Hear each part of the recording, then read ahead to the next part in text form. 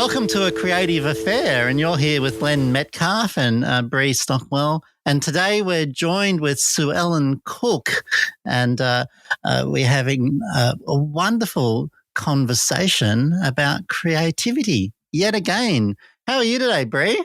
Hey, I'm awesome. Suellen, we're just so glad that you've joined us today. I love I was going to say photography, but it's really art. It is photography, but you'll tell us more about it in a minute. But I want to first say that if you haven't, this is to our audience, checked out the latest, it's not the latest Lens Journal, but it's volume 3, issue 1. If you go to lensjournal.com, her work is in that. So if you want to buy a copy, you can, and you can see Suellen's work in print at your house. So it's really lovely. And we'll talk about it a little bit more and a little bit more about creativity. But Suellen, welcome. And why don't you say hi to everyone and then tell us a little bit about yourself and about your name. Thank you. Yeah, hi, everybody. Thanks, Len and Bree, for having me and inviting me on. This is really fun. We've been having a good chat and a few laughs already, and it's very relaxed and great. Looking forward to our chat. Yeah. So we'll start with me. Where do I start? Okay. My mother named me Suellen. It's an unusual spelling because it's all one word, but it comes from the novel Gone with the Wind. And Suellen was actually Scarlett O'Hara's sister. And my mother happened to be reading Gone with the Wind when she was pregnant with me. So she decided to call me Suellen. So most people sort of think of the alcoholic lady from Dallas, the TV soap opera from back in the 70s. And I often get asked, how's JR? That's funny. Yeah.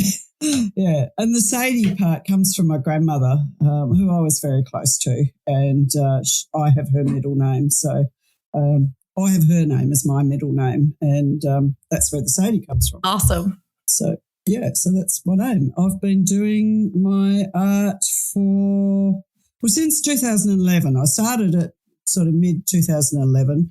And there's a bit of a story in that I've always been into photography and loved landscape photography, and I loved minimalistic landscape photography. I loved black and white photography, and I did a lot of that back in my 20s. And I did go to art school for a while, and I did photography there and played around with, it was all black and white back in those days, I suppose, because it was all film. And then life got in the way and I sort of stopped doing it. And for various other reasons, I chose to go back to uni as a mature age student. And so I did a Bachelor of Science and I stayed on doing honours and then a PhD in biological sciences. And so I didn't really do much photography for all that time. And in the meantime, digital photography had been invented. And I didn't have a digital camera. I only had a film camera. It was getting harder and harder to do black and white photography. I'd set up my darkroom, but I'd had to give all that up when I had my daughter because of all the chemicals. But anyway, while I was doing my PhD, I was fortunate enough to have a trip down into the Southern Ocean. And I thought, I need to have a camera for that. And so I went and bought myself a little digital point and shoot. And that's my first experience of the digital world. And so I took that away with me and became quite frustrated because I couldn't have the control that I'd had with my film camera, which was a 35mm. And so I came back and thought, I think I want to buy myself a good camera. So circumstances allowed me to do that with a bit of money that I got. So I went and bought myself a good proper full-frame camera and a couple of lenses, and I just didn't stop. And, of course, by that stage too, I discovered, photo sites like Redbubble and 500px and things like that on the internet. And, the whole digital world sort of exploded, I suppose, while I was away from photography. But when I came back and saw that, and I started seeing, especially on 500px, I started seeing this sort of weird, surreal, sort of intriguing stuff that was being made in probably more in Eastern European countries. And I thought, I love this. It's dark, it's mysterious, it's interesting. I was like, how do they do this? Like, I knew you couldn't photograph that, like as a one single photo. Well, I didn't think you could. So I started sort of researching it and discovered digital like montages and things like that. So I found some stuff that I thought, I really like this. It was fairly simple stuff. And I thought, I'm going to teach myself how to do it. So I did. I got to work with, it took me a while. It sounds easier than what it really was. There was a lot of hair pulling and new grey hairs appearing and all that sort of stuff. But I taught myself how to use Photoshop and how to do this composite work. So, and it's just grown from there. I mean, my first effort will never see the light of day. It was just dreadful. But it taught me a lot and I loved it. So, yeah, from there on in, I started to get ideas, and I suppose some of the training I'd had at art school, like keeping an art journal and things like that, sort of served me in good stead. I started writing down my ideas and exploring them and trying to work out whether I could do it or not. Like, it was hugely frustrating, but hugely fun at the same time. So I guess that's, the rest is history in a way. I've just kept doing it, kept learning and still learning and hopefully improving. And each time I sort of put together a body of work, I can sort of see the leap I've made in progress. So I suppose that's a good thing. Such a beautiful story. And that's so lovely to hear that you went to art school and you actually brought some of those things along, because I'm trying to figure out what I actually learnt there. Good question. And because I went to art school and you learned you wanted to do photography. I did learn I wanted to do photography because I went to be a painter and a drawer, but I also learned how to learn. And I think that was one of the biggest skills as an artist, was experimentation and learning my own process or procedures, or the way that I work was not taught to me. It was something that I worked out, and that was how we were taught to do it at art school, was to figure it out yourself. There isn't one way. We're all different. We all have different procedures and ways of working. And that was what was really exciting about that story, is over that period of time, there's this lovely growth and such a beautiful honesty about learning and always growing. And I think that's absolutely magic to hear. I think that's something that being at uni taught me, even though science is a completely different topic and the type of things you're learning is sort of very different to art. I still think it teaches you to be analytical in the way you look at your work. And we were talking before about perfectionism. It's not perfectionism as such to me anymore, but it's about attention to detail, I suppose. And I think that's something, I'm a fairly impatient person by nature, and to have control of that now only with my artwork. But I have control of that with my artwork now, that I can get to a point where I think, oh, God, I've had enough of this thing. I've had enough of this image. I want to put it away. It's finished. And then I'll go and get some feedback from somebody, and, they help me to see the wood from the trees. And then I think, oh, yeah, I got to go back and fix that bit. Was science about teaching also a methodology, that you actually work out a methodology and then like a process? Yeah, very much so. For doing experimental work, you have to have tight protocols, very tight protocols. And does that come through into the art? No, oh. Not at all. So what happens? I don't know. It's just freer, I suppose. It's just, I suppose with science, there's sort of an agreed scientific method that you have to follow. So it's somebody else's rules, if you like. Whereas with my artwork, it's my rules. Oh, okay, yes. I said about the Treehouse series in my opening speech at the exhibition that, people make real tree houses that people live in, but they have to follow council regulations, whereas I don't. Unless you're sitting in a forest trying to stop the trees chopped down, and that's probably a different sort of tree house too. Yeah. But I'm talking about sort of like with my artwork, I can make a tree house that's totally in my imagination, and I don't have to follow anyone else's rules. They're my rules of what I want. And I think that's what I love, that freedom.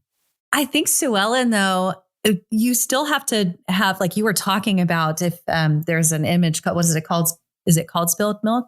And it's actually, well, we don't know if we'll do the video, but it's behind you. And it's really lovely. There's this milk dripping off some steps of this treehouse that the cat spilled. But when you were talking about this process of capturing that, which is what kind of spurred this conversation, I think. And I think there still has to be, like, I do think there's an element of scientific method, because you have to have a hypothesis of how you might try it. And then you have to go do it, right? You have to do the experiment. And maybe if it's ingrained in you, right? Because you've gone to uni, here we call it university or college, if you've attended and you've had to do this so many times, then there's hey, I think, and we do this a lot in art and all, everywhere, part of our lives. I think this is how it's going to turn out. So I'm going to try it this way. And then you try it so many times. And if it doesn't work, then you have to do a new hypothesis and come back to it. And I think that it's not a whole thing. You don't do it right up or whatever. But I mean, I have elementary science skills here. But I think I understand, at least in my own art too, that like, I think this is how it might, if I have a preconceived vision, I think this is how it might turn out, and let me experiment here. And then you try, you have to do the whole thing over until you kind of get it at least close to what you're thinking. Bree, do you have a methodology when you're practicing your flute for a performance? So that's interesting. Well, so there's regular practice, just regular daily practice, which I'm not doing right now because I'm doing other things, but it's okay. You're an artist now. Yeah. Skipped. But yeah, I'm okay releasing that part of me. I still use it. But when I was practicing daily, there's regular daily practice, which keeps you up on all of the skills you need to actually perform pieces. And then for me, I would get a piece of music if I was going to perform it, or, considering performing it. I run through it.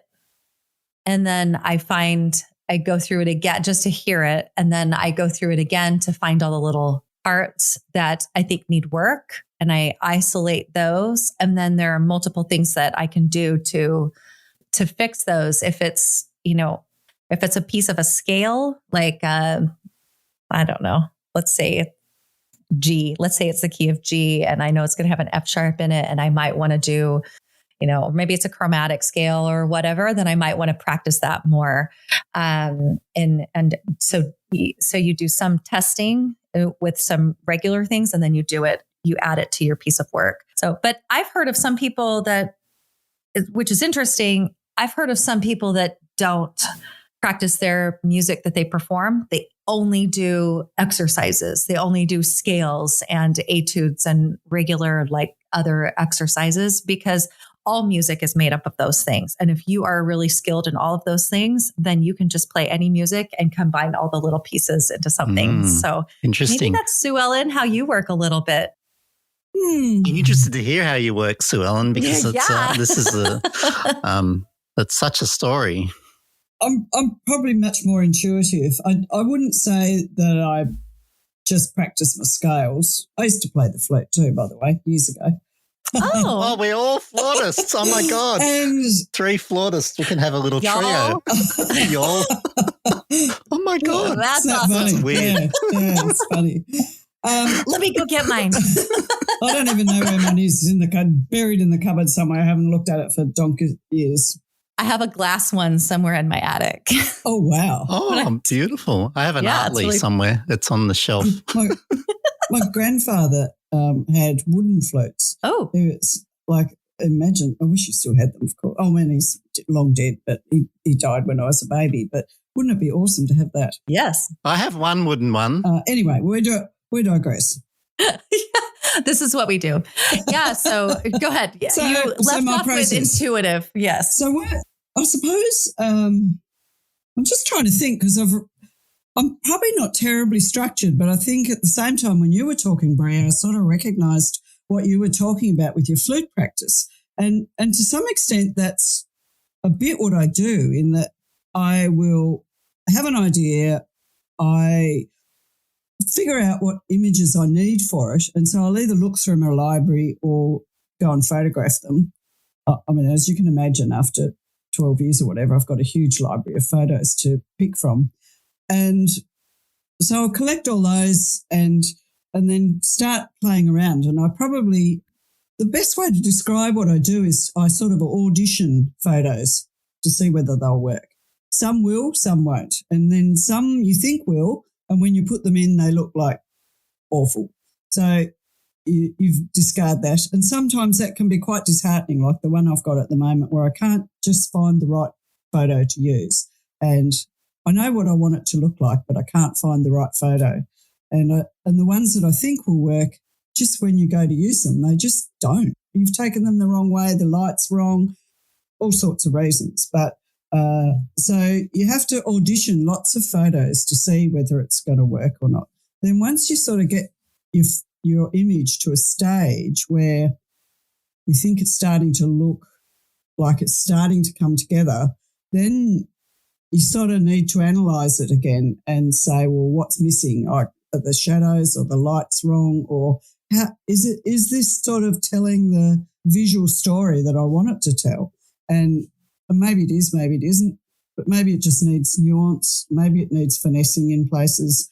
Sometimes you sort of suddenly realise, I didn't cut that out terribly well, so I've got to go back and do those things again. So it's a bit like you, where you sort of said you find parts of that piece that you're playing that aren't quite working the way you want them to, so you go back and practice those bits or something that contributes to your learning for that piece. So that's probably what I do to some extent. And then you sort of, like, you keep going. You've got to, you sort of get to a point where you think, oh, yeah, that'll do.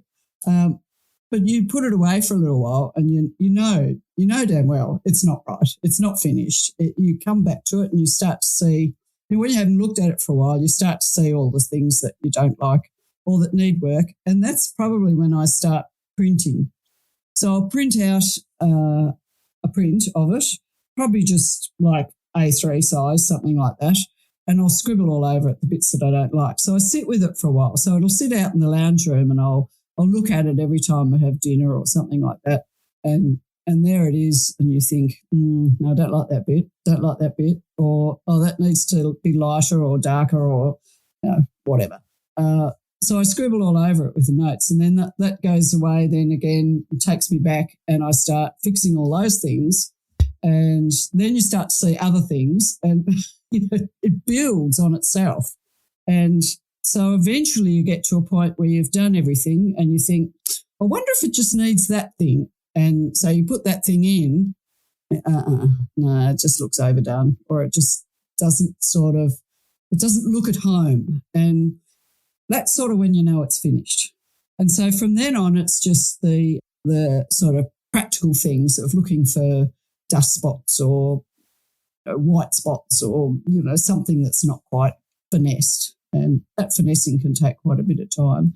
And often it takes me getting other people to look at it as well. So it is good to have a critical eye, fresh critical eye pass over it as well. So that's probably my process. And also, along with that, for probably 2/3 of the images that I do, I will have written stuff in my journal. And often it's after the case, which is sort of not perhaps the way it's supposed to be done. But when I've done those prints, I'll sort of paste those into my journal and sort of look at what was wrong with them and talk about it, just write about it in my journal as though I didn't like that because of this and that sort of stuff. So it's sort of like documenting my thought processes, I suppose, after the event a bit. Fascinating. And how close is the finished work to your imagination when you first started? Like, what's that relationship like in that big, long process? Because you were talking about auditioning photos, and I actually made a note of that. I think that's a beautiful idea, auditioning work. How does the actual artwork change through that process? Massively. I would say rarely do they come out like what I imagined. I'm just trying to think back. Some do, but most don't, or they're close but not quite. I find that they sort of, I'm probably not very good at drawing. So if I could draw them to start with, it would probably help. And then but then again, I'm not sure that I just want to reproduce the drawing. Even if I can imagine drawing it perfectly, I can't imagine reproducing my drawing, because photography, using photographs, is a completely different process to painting or drawing, and it never is quite the same. And that's where you have to audition photographs, because sometimes it'll work and other times it won't. And I can't tell you why. There is no sort of rule about that. It's just an intuitive thing, I guess. So they all pretty much change. I mean, Tree Museum is a classic example of that. It took me 5 years to produce that image. And that was because the original inspiration was Joni Mitchell's song, The Big Yellow Taxi, and where she talks about when she went to Hawaii, when she wrote the song. She went to Hawaii and back in, it was 1968 or 1969 or something, so you can imagine what it was like then. And she got there late at night. It was dark. She had no idea what she was seeing out her hotel room. When she woke up in the morning, all she saw was a car park. She was expecting the quintessential beautiful Hawaiian scene of the beach and palm trees and all that sort of stuff. And even back in 1968, that's not what she got. She got a car park. So she wrote the song Big Yellow Taxi, and, of course, she talks in there about losing all the trees, and the only trees they had were the ones in the Tree Museum. So that sort of inspired me, and I suppose with my science background, I had a fair bit to do with climate change and things like that in my science work, and I just wanted to sort of showcase what we're losing with all the climate change stuff and deforestation and all this sort of thing. So the Tree Museum started, I wanted to show like a glass building that was like a museum, but it was a tree museum and have all the trees in it. But I had no idea how I could even possibly do that. And I've photographed a couple of glass buildings in Sydney when I was wandering around there one year, and I just couldn't figure out how the hell I was going to do it. And also to get a big yellow taxi, we don't have yellow taxis in Australia. And I thought... no, it's a very Americanism, isn't it? Yeah, it is. And I thought, how am I going to get one? This is sort of going back, it must be like 7 years old now, that picture. And so it wasn't until probably 3 or 4 years after I sort of made that picture that I ended up in New York and saw the yellow taxis. But once again, they weren't quite the yellow taxis I was imagining from the song. So it just didn't fall into place, I suppose. So I completely changed my thinking about how I was going to represent this tree museum. And just, I don't know where the idea of the bottles came from. Probably something I saw somewhere. I mean, things have been put in bottles forever. Was that when you had an artist residency when you were doing that, didn't you? Or have I got that story wrong? No, I did, yeah. I was up at Cradle Mountain. Oh, okay. I just assumed you were in a pub with the artist residency for some reason, and that's where the bottles were. I wasn't in a pub, actually. I was in a hotel. But no, I'd collected those bottles over the years. They were all sorts of different types of bottles. But, I did do a fair bit of the photography at Cradle Mountain for those pictures, because it's a beautiful wilderness and I wanted it to show that wilderness.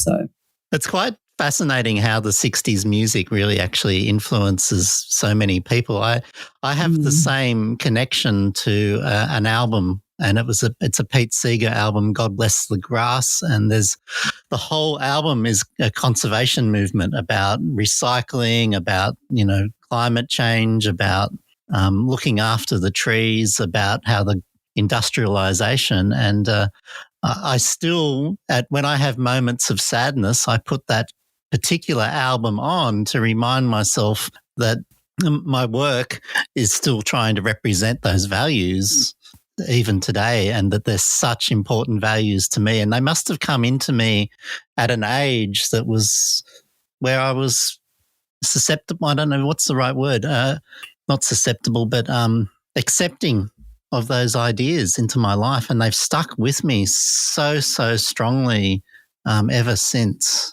was very much into sort of protest songs and things like that. So, Joan Baez and Bob Dylan and all that sort of stuff. Sort of, I guess I grew up with that sort of music, and I really like the messages that they have. And I suppose Joni Mitchell's song particularly was subtle, but it was definitely a strong message. It is indeed. So I suppose I've always been sort of searching for, I continue now to search for songs that have that sort of message about what we're losing in our environmental struggles. Yes, well, down in Tasmania where you are, there's quite a lot of environmental struggles, isn't there? Yeah, there is. There have been over the years. Yeah, I mean, I can remember my mother and father were great bushwalkers, and we caught a light plane into Lake Pedder and landed on the beach before it was flooded. And oh my God! It's still very clear in my mind. I was sick as a dog on the way back. Airsick. Oh, how special. But it was special, yeah, to have been there. And then, a few years later, a lot of years later, I got to talk to Bob Brown, and he hadn't actually been there, but he wished he had. And unfortunately, he hadn't had the opportunity to see Lake Pedder before it was flooded. But it was beautiful, and it's just so special. And I feel very privileged to have seen that. I mean, a lot of people have seen it, but yeah. It's brings it home. I went to the opening of Bob Brown's the film about him, Giants, and I handmade a book of the Tarkine and gave it to him at the opening, and he welled up in tears and gave me the biggest hug and said thank you. And I asked him to write an intro for my book, and he's posted me the most beautiful little introduction for my Tarkine book. He's such a very, very special man. He is, isn't he? And he was sort of talking to me like this was sort of like when the Greens movement sort of first got going, and, we were at a political rally, and he had better things to do than talk to me about going to Lake Pedder. But he actually took the time and spoke to me as though I was the only person in the world. It was really quite something. I've got a lot of time for that man. Yes, there's something incredibly special there. I was wondering how that turned out, Len. He wrote the introduction for me. So I got the introduction and I got a hug from him, and it was quite a magical moment, and it was my little moment of an elevator pitch to show. And so when I eventually published that book, that moment will live forever in it. Because you asked. Yes, because I asked. Yeah, that's such a beautiful thing to dream, to, have a dream and then ask and see it through. Yeah, for sure. Yeah, it's really lovely. Glad you shared that. I was wondering what creativity is to you, Suellen. When people talk about creativity and how special and magical it is, and what is it for you? I think for me it's like a lifeblood. It's food for my soul. If I'm not creating, I get a bit antsy. It's the only way I can describe it. I just get sort of like, I just got to get into my studio and muck around, do whatever. It doesn't really matter, but I've got to do something. And I try and do it every day.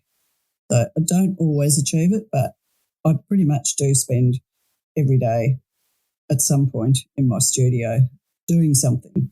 And that just feeds my soul. It keeps me grounded. It keeps me happy. It's like an outlet, is it, or a grounding maybe? I think it's more than an outlet. I think it's my soul food. It's soul food. It's part of my being. It's as necessary to me as sleep is, if you know what I mean. So if I don't sleep, I get sick, crabby, whatever. If I don't be creative, and that's not producing masterpieces or anything like that. It's just, just being part of my art practice in some way, shape or form, even if it's sort of writing the stories for my images, or I don't know, like at the moment I'm writing my speech for the opening of the exhibition next Friday night. It's all sort of part of it. So, but I mean, making images is probably the best bit, but also the hardest bit.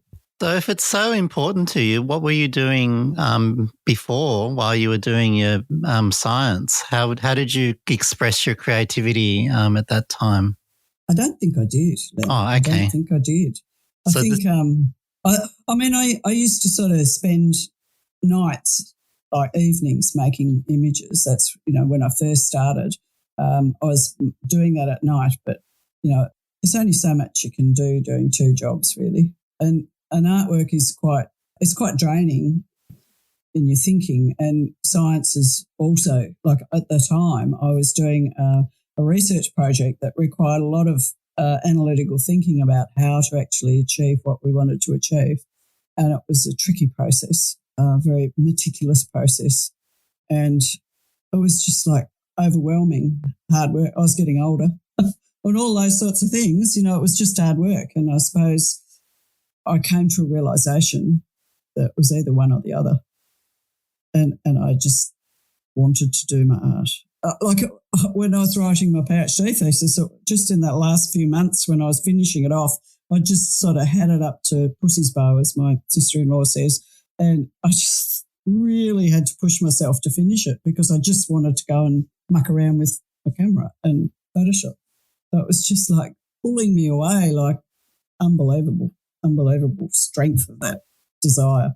There's quite a lot of research shows that that's when people give up at university. It's that very last little bit. And I know in my final thesis that I did I only got to master's level, but my very final thesis for my last subject, my supervisor sent it back with all the corrections, and it was commas and marks and little dots and spelling things.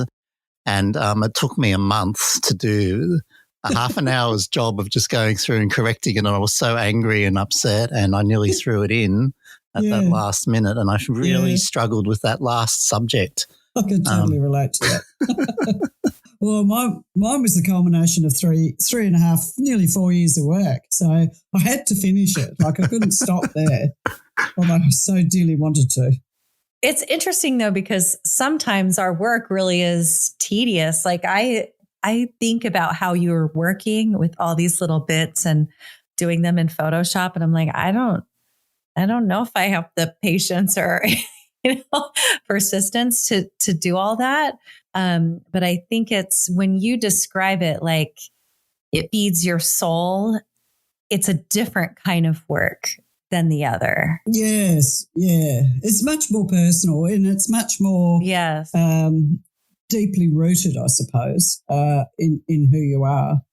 I mean, when I sort of talk about it here, I probably gloss over the hard bits. There are times when I think, I just can't do this anymore. This is just not working. I'm so sick of it and I just don't want to cut that bit out anymore because it's too hard, or I can't be bothered, or, it's just, you see something wrong and you've got to undo a heap of layers and you think, I haven't got the energy for it. So I do go through that quite a lot, probably with every piece I do. There's some aspect of that where I think it's just too hard. So, Suellen, how do you get over that? How do you what's your secret to get through that, to actually finish it? And you can say you cry because that's what I do. Is there one? I'll tell you. Wait. Before you answer, the first time I got into Photoshop, I knew it was going to be difficult. And Photoshop looks so different than it does now. But I knew, and I cried, and I spent all day on doing these little parts, kind of picking it apart like I would a piece of music. And I just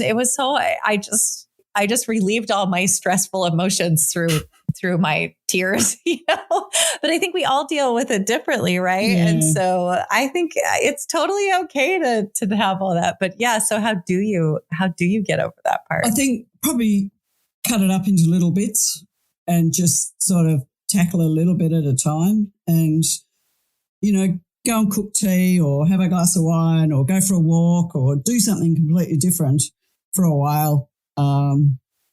Get on social media and just look for pretty pictures, just something to take your mind off it. And you get over that sort of frustration level, I suppose. And then you can come back to it and just tackle little bits at a time.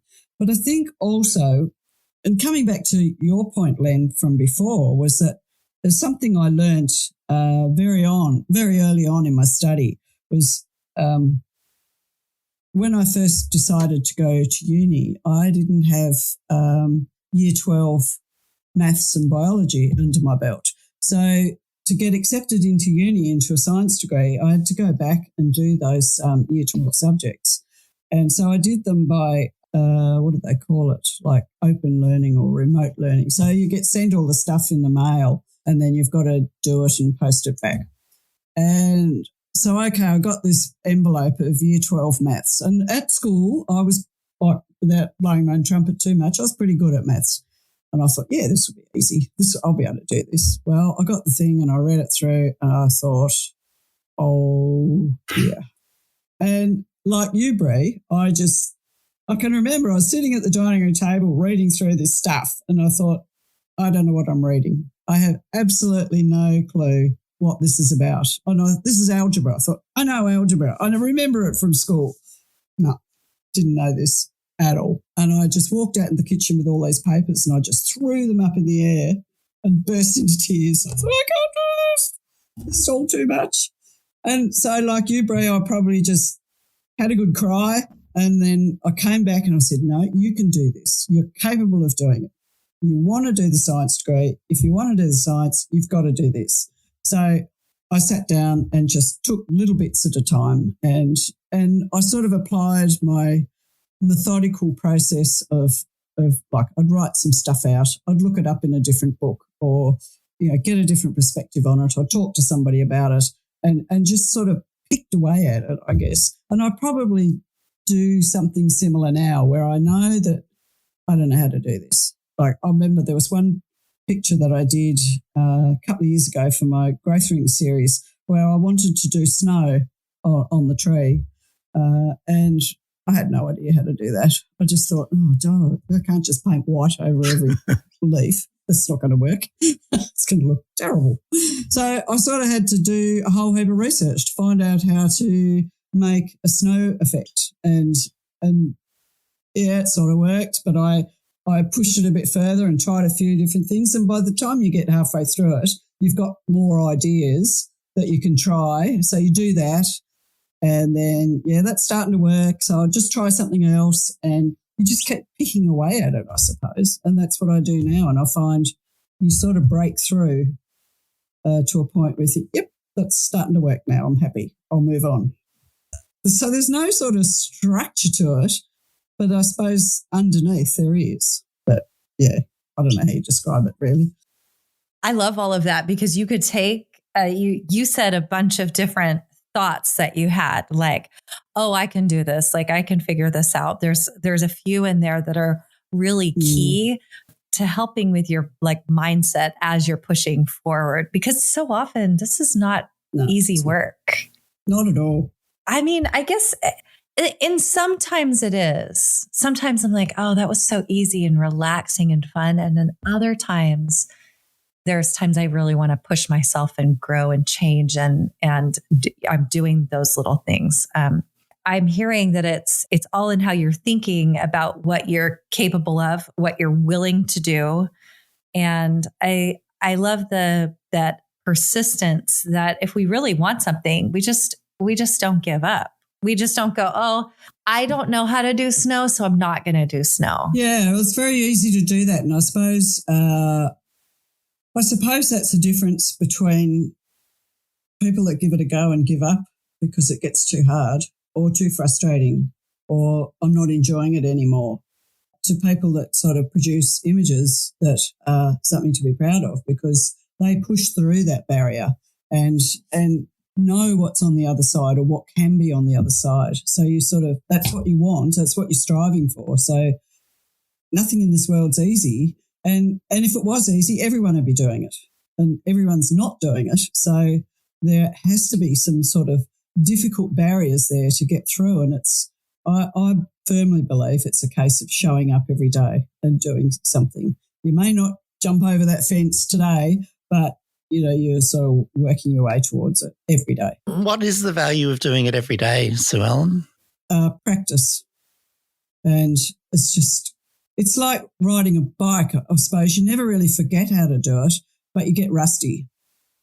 You get a bit rusty if you don't do it. Like while I was away 5.5 months, I didn't make any art as such. I took lots of photographs, had lots of ideas, but I didn't actually sort of make any art. So when I came back, I thought, oh, I can't remember how to do that.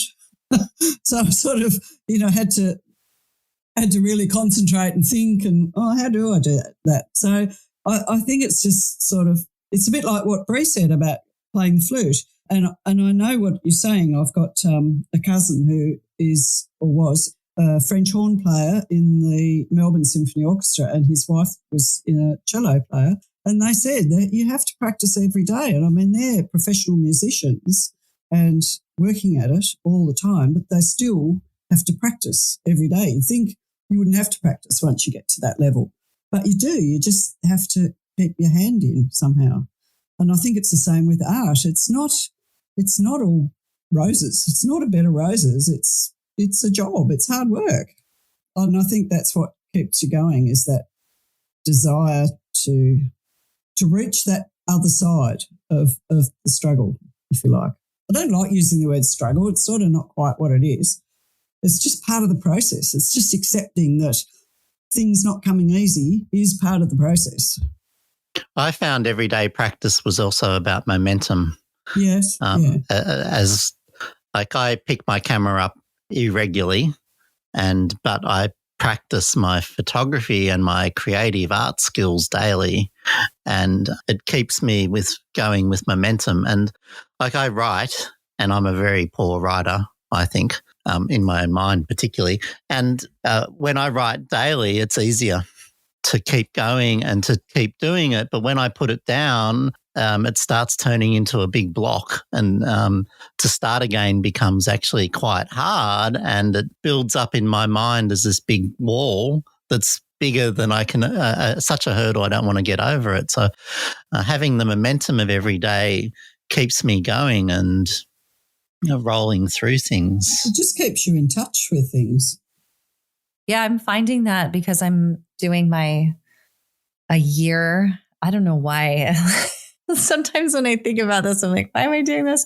I'm doing a 365 project, and I'm not photographing every day, but and even if I'm not, working on anything, in Photoshop or, like actually working on it, I'm still thinking about it. Like what projects, because I think this is part of I think a lot of thinking about our art is also part of the process too. Having time where we're not doing the actual, maybe the physical struggle of, whatever it is, the practice or the digital manipulation or the painting or whatever it is, but having time where we're thinking and we have ideas going, and maybe that's what the writing does. Maybe that's what the writing does for you, because I don't write as much. So maybe I was thinking maybe I should have kept an art journal. Maybe this is a challenge to me to start keeping a journal about my weekly themes. I'm going to do that. I'm writing this down right now that I'm going to schedule time for that, because I haven't yet. So yeah, because I think it'll be helpful, and I think it would actually really assist me and be an important part of the process and help me be in it more every day. So I love that thought about momentum. That's what is helping me do too. And some advice there is put anything in that journal. Like, don't put restrictions around it. Write any sort of note in there. Like I've already just written in mine, audition photos for books, because I'm stealing Suellen's idea about auditioning absolutely the photos and going, oh my God, that's actually the process we do when we're trying to figure out what photo to put next in the book, is we audition them. Or when we're working out a lens journal, we're auditioning photos to how they look next to each other because of the conversations between them. I write everything in mine. Well, I suppose curating is the fancy pants version of auditioning. Yeah. I love that though, because an audition sort of says you're testing. isn't it? Mm-hmm. You're testing. Yeah, It's such a beautiful thing. yeah. I write my dreams in my diary too, Bree. Yeah, I remember that. I should write more in mine. I'm inclined to write in hindsight, and I would like to write more in the future. So I write down things I see. I take a lot of phone snaps, screen snaps of things I see that I really like or that I find inspiring. It might be the colour or the light or the subject matter or whatever. So I keep all those. I'd like to be able to print them all and paste them into my journal, but it would be ridiculous. But I try and write things, and one of the things that I find my journal really useful for is finding titles for images, because to me that's really an important part of the image is its title.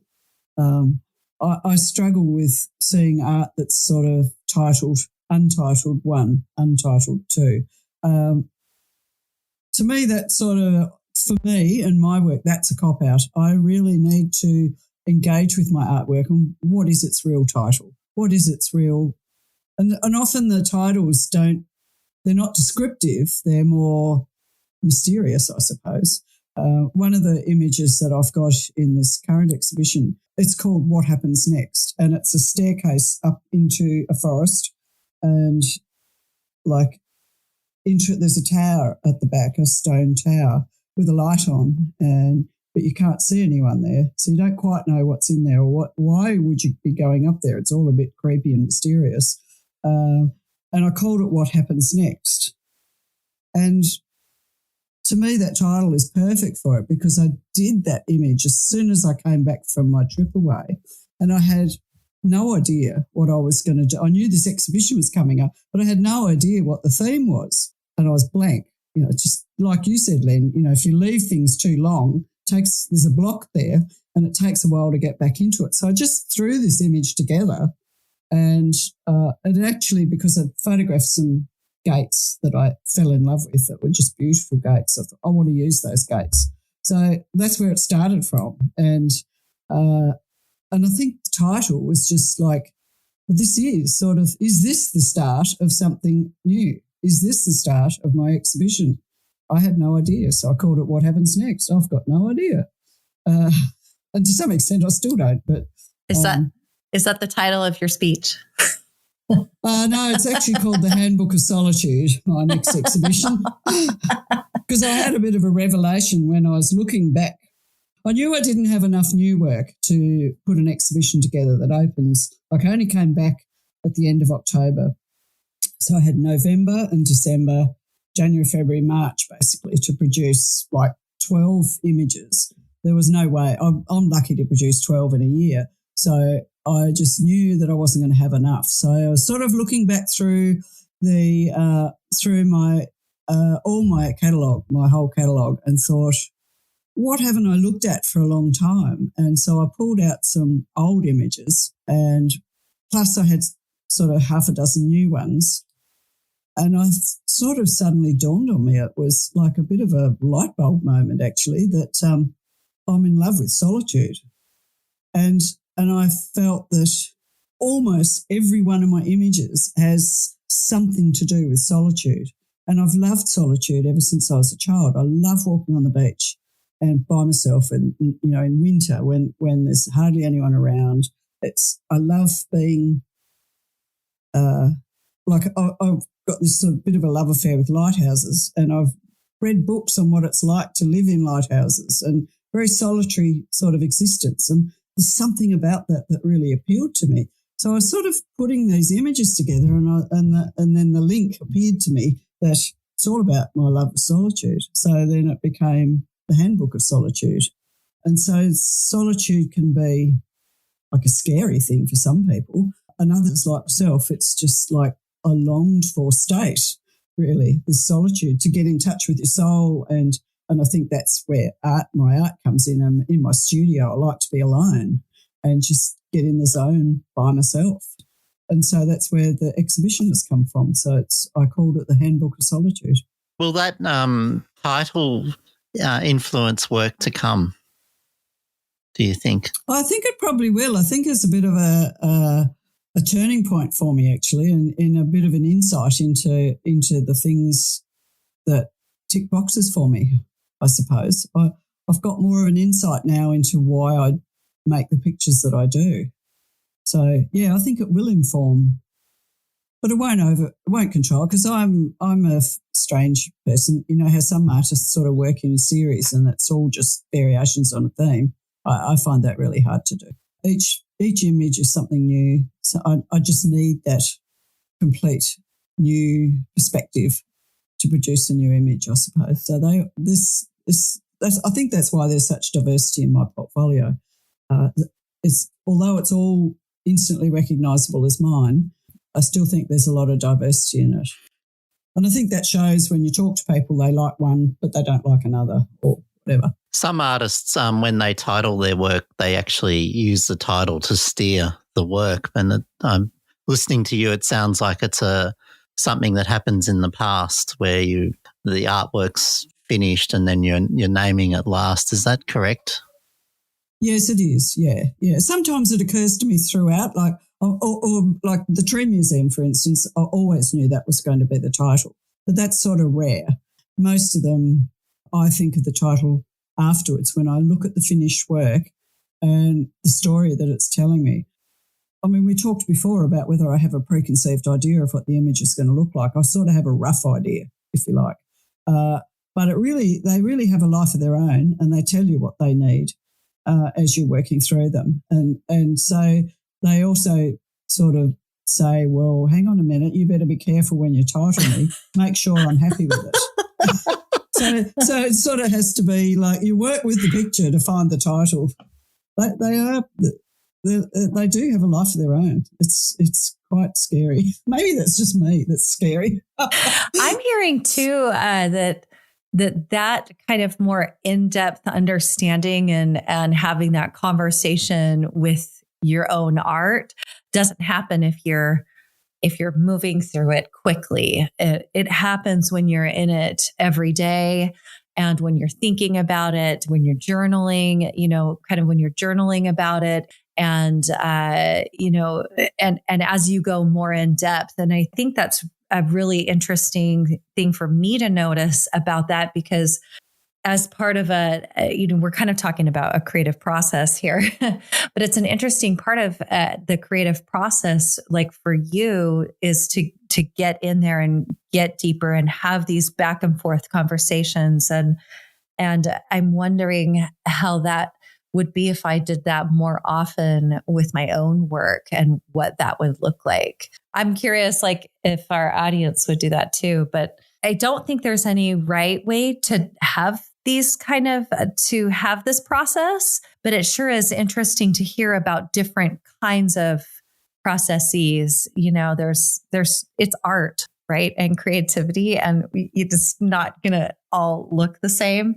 But I think there's a lot of similarities in how when we produce a work that we feel is really deep and meaningful, that there are some very similar threads, like having that conversation, like being in it more often. And I think for me too, it's a little bit of a mysterious process too, because I can be working on an image and I'm thinking, this isn't sort of really quite what I was expecting. And then something happens. I might do something and I think, oh, geez, I really like that. And it just sparks you off on a new lead. Like it might change colour. You might make a mistake and, put something on it and press the wrong button and, oh, I really like that. I really like that. So I take it off in that direction. So again, I probably try and allow that to happen, I suppose, because I like that. I've had some really good results when that sort of has happened. So rather than try and be too structured about it, I try and let it go. But at the same time, that's like walking over a tightrope. You never know what's going to happen, whether you're going to fall off or not. Well, there's plenty of dud images on my hard drive, I can assure you. We want to see the very first one.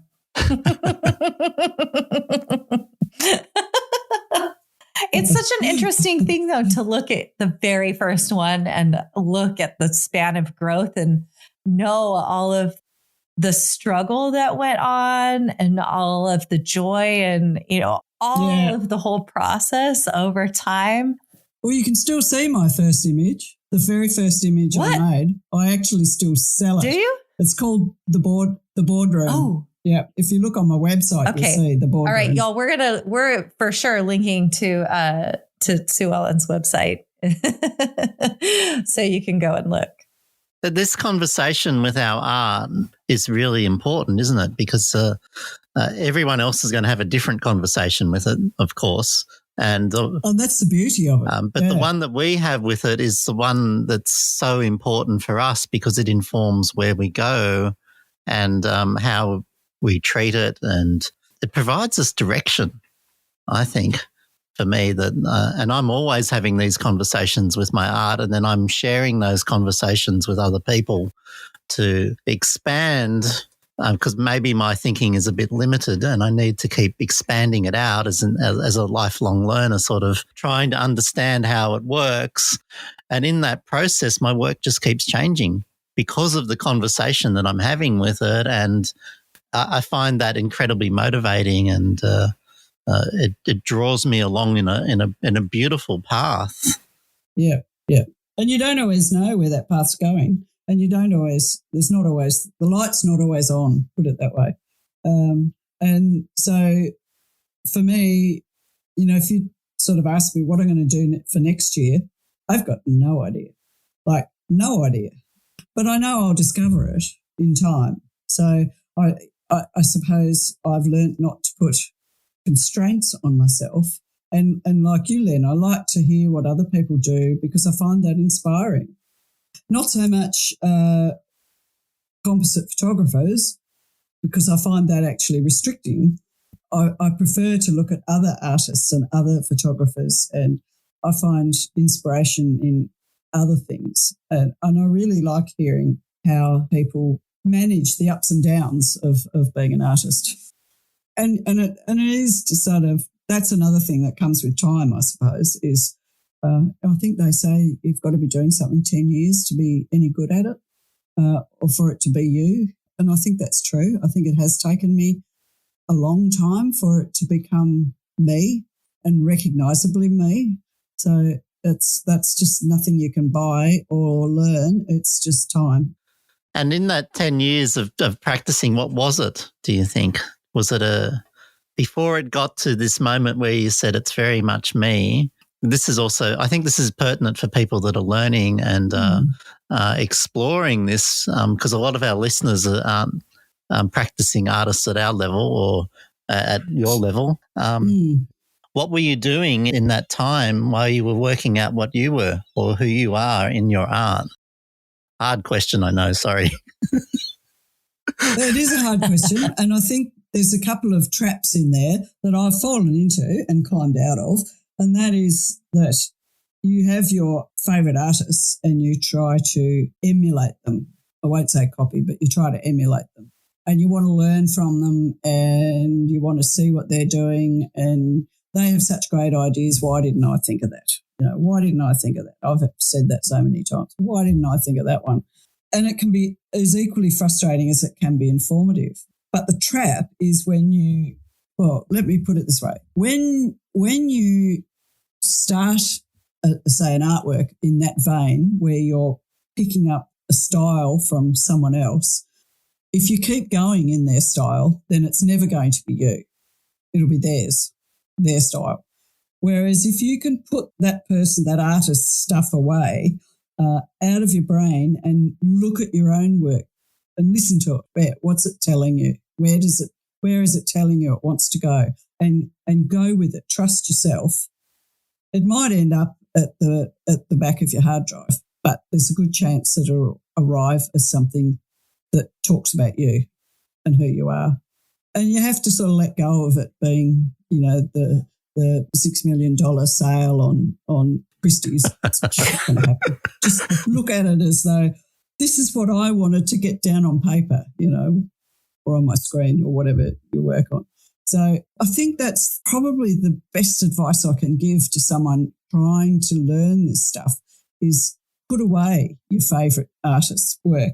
let's say we've got this idea of a boat full of animals, for argument's sake. So you do your boat full of animals, then put away that other work. Just get rid of it. Don't look at it again, and just do your own thing with that boat of animals. Put a dark sky in it, or, different colour, or put some people in it, or, whatever you want to do. And that way it becomes you.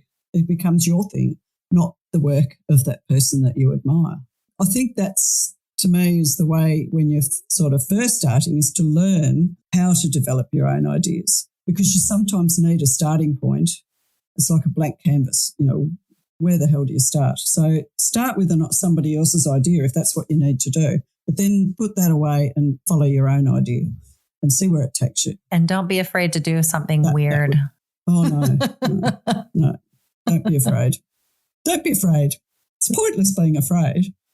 Being afraid is not going to help anything. It's interesting that we've come up with this letting go twice for different things. Like one was letting go of the direction of the artwork to allow the artwork to guide us as to where it's going. And then another one here about letting go other artists' work that influence us and finding ourselves in this. And it's very much about acceptance, isn't it? And it's interesting that when I asked about what's your process, and you actually have answered it really beautifully over the whole discussion, because it's unfolded as that this is your process.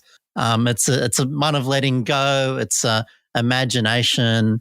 It's collecting, and then a huge amount of work. If you're talking about 12 a year, that's a month at a time working on one artwork, isn't it? It's a long time. Yeah, and like I rarely do that. They usually take a couple of months to produce. So do you work on more than one at once? Sorry, Tara? No, not often. No, I just get obsessed, I think, with the one, and I feel like I'm a train on a track, and I've just got to keep doing it. You know how when you get a good book and you don't want to put it down, but you've got to go to sleep? I get a bit like that with them. And that's where the daily practice helps too, because you've got that momentum and you just keep going at it and chipping it away at it slowly. Yeah. And then when you sort of know that you've got to put it down for a while, that's when I'll go off and take some more photographs or do some other things, listen to some podcasts or check out a book or, surf the web for images. Or do you plan other artwork at that time as well, or do you just leave that? Yeah, sometimes. Sometimes I do. It just depends what strikes me at the time, really. I sort of run by whatever's going on.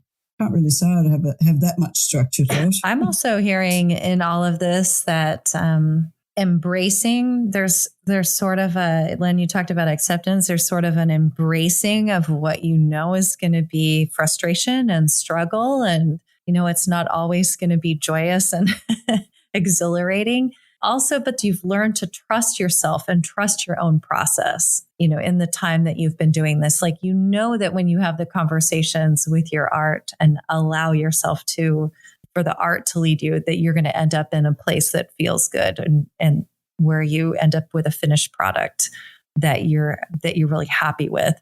So I love that word trust, because it's the thing for me that helps me, like you said, walk into the place where there is no light. When the light's off, it helps me walk into that place. And I think that's so important for us as creatives to be able to do that, because there's so much unknown. There's so much unknown with this process. And it can feel kind of crazy and scary and a little fearful. But if we have the trust, then we don't have to have all that.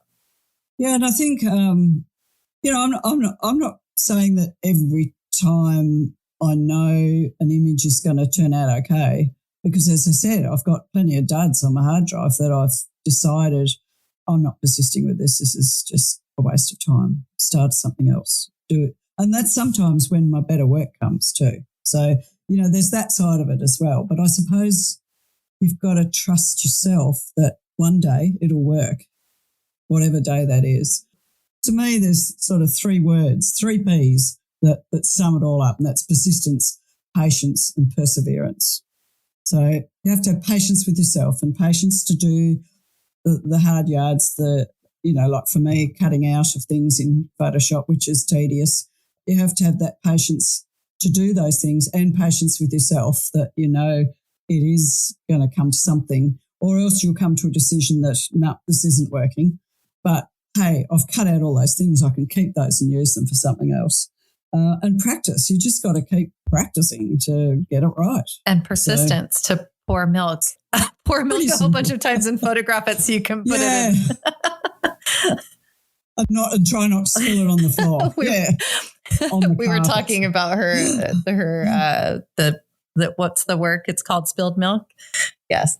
Yeah. And how many times it took you to pour the milk and photograph it and try all these different things. And so, but it was so much fun trying to sort of get it right. And it was a real sense of achievement when I had that sort of shot that I think it actually combined a couple of shots, because it sort of landed better in one shot than it poured in that one and came out of the bottle better. So I sort of combined all those bits. I had enough photos in the end to be able to put it together. I mean, these days you could do that in AI, in Midjourney or something like that, and just ask it to do a pouring milk or something like that, and it would give you a picture of it. Well, to me, that's what was fun. You know, it was just such a sense of achievement to be able to actually do that, you know, and I photographed the bottles, I put the cream on the top so that so it was authentic, you know, and back in the days when you had those few inches, and if you look at the big print, and that's the beauty of seeing it big, you can actually see the cream on the top of the Y'all, bottles. if your art doesn't involve spilling milk, maybe mine needs to involve spilling milk. There's something sort of like... Well, I've done other ones. Silent Spring, which is more of a doomsday type image, but I've got spilling sand in that one too. So that was another one. You know, I live near the beach. I walked down to the beach, got a bucket of sand. I was doing much the same thing, pouring the sand, and I had to get it just right. So that was a messy job. The sand's now you're speaking my language. And, but I enjoy doing that side of it. It's you start off by thinking, I don't know how this is going to work out, and then through the process you refine it and learn, and you come up with a result that's authentic. What can be better? Agreed. That's fabulous. I love this. I think this is a great place to end. It is, Bree. Yeah. Indeed. Suellen, I really enjoyed this conversation. Thank you so much for sharing. Oh, that's good. I enjoyed it too. Yeah. Yeah, it was fun. Is there anything you'd like to add at the end, Suellen? No, I don't have any other pearls of wisdom, I'm She afraid. shared them all. It's cup of tea time. It definitely is cup of tea time. Mine is dessert time because I'm in Texas. Ooh, dessert time. Yes. Oh, are you lucky? Oh, my goodness.